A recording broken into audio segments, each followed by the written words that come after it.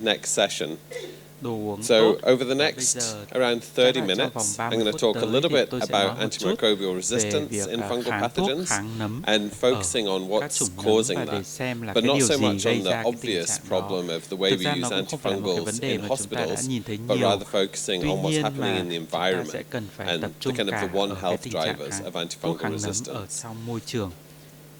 This is a picture Và đây là taken by a một friend of mine at Oak tấm ảnh Crew mà in tôi Ho Chi đã Minh City. chụp được It's ở a nice phía nam picture I always Việt like to look Nam. at, just Và showing các anh chị có thể how it thấy can ở be đây difficult có to thể thread the right path through con a đường. rice paddy. Các anh chị có thể thấy And chính con đường. Đấy là cái similarly, con it's đường difficult to get the right path when you're làm thinking sao about chúng ta có một antimicrobial con đường resistance. đúng đắn It's very để chúng ta có important thể that we phòng can được use cái tình trạng antifungals kháng not just sinh ở in nấm, human health, bởi vì but nó in không phải chỉ đơn agriculture thuần là cái tình and trạng y farming. tế ở người mà nó But that còn has là problems for us. cái It has tình trạng y potential tế ở consequences in human health, and we need to nông nghiệp, balance và food chúng ta security cần and health sẽ phải security. cân bằng giữa tính an toàn cho con người và So động vật. antimicrobial Đối với resistance, tình people trạng talk kháng about it a sinh, mọi lot. người đã nói Obviously, rất we nhiều always và mean hiển nhiên antimicrobial chúng ta mới resistance nghĩ affecting tới bacteria, là fungi, cái tình trạng viruses, and kháng sinh này ở parasites. tất cả các But cái a vi lot sinh of the vật bao gồm focus and vi a lot khuẩn, of the nấm và talk is on virus, bacteria, và and phần lớn sometimes chúng ta đều fungi nghĩ tới là kháng are sinh ở vi neglected. khuẩn. Tuy nhiên nó còn có But tình we still trạng recognize kháng sinh the ở nấm và ở threats virus, of và nó losing cũng chính là effective những cái antimicrobial nguy cơ therapies đối to với treat cả việc bacterial as điều well trị as chúng fungal ta, infections. bởi vì là chúng ta To thấy my rằng là own khi mà mind, chúng ta the điều trị threat is nhiễm actually trùng vi higher khuẩn cho when bệnh we nhân think thì bệnh about nhân sẽ có fungi nguy cơ because bị there are nhiễm only nấm, 4 classes of agents used. bởi vì những cái thuốc mà chúng ta dùng They use the làm cho same nấm nó có thể agents cơ hội nó for phát triển lên. antifungal Và crop protection and animal protection as they use in humans. So that và những cái limited thuốc mà chúng ta range có thể of sử antifungal dụng agents is cho contaminating our động vật thì đôi environment, khi nó cũng is có thể being ảnh used on hưởng our cho đến animals, người, bởi vì cái số lượng thuốc and kháng nấm của when chúng they ta tương develop đối hạn resistance, chế. they develop Và resistance to the khi human mà nó đã agents as xuất well. hiện cái tình So trạng we really need to think kháng one sinh health thì nó có thể when we xảy think ra about ở cả the động vật và problem người, of antifungal và nên là chúng ta resistance. cần phải có một cách tiếp cận một sức khỏe.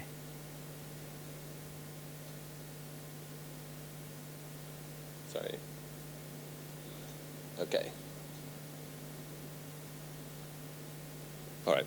That slide's just a pretty Và picture đây là showing một cái the bức same tranh thing cho that các I'm anh chị talking about. thấy cái điều mà tôi Too vừa mới often we nói. focus Chúng ta just on ban the đầu way that chúng we're ta using chỉ có thể nói antimicrobials in tới cái tình hospitals or trạng clinics kháng or in sinh the ở trong community, các cơ sở y and tế. we can Tuy fail to nhiên, think about all chúng the ta other đã areas where it's being bỏ used. quên So in cái food việc sử dụng production, kháng animal sinh trong cái husbandry, nông and nghiệp, crop protection, we use trong bảo vệ mùa antifungals màng, in lots và of different có areas. rất nhiều các thuốc kháng nấm đã được sử dụng trong nông nghiệp. So two stories có for hai me câu chuyện illustrate the problem of the nó liên emergence of quan tới sự antifungal xuất hiện của resistance. tình trạng kháng It's the sinh ở story of nấm. Candida Cái câu auris đầu tiên and the là story ở of azole Candida resistance auris. Aspergillus Đây là một cái fumigatus. chủng kháng nấm I've rất là just been khủng khiếp. speaking to some people over Có một morning số coffee người, about Candida auris and how tôi đã it's nói chuyện với một số increasingly anh chị appearing in khi mà chúng ta hospitals. có nghỉ giải Basically, it lao, didn't là exist họ before cũng đã ghi nhận những cái 2009. tình trạng So the có first time auris. Candida auris Thì was trường hợp đầu detected, it was tiên in nhiễm Japan. Candida It auris, was in an ear swab. It đã được wasn't phát hiện even vào an năm invasive 2009, infection.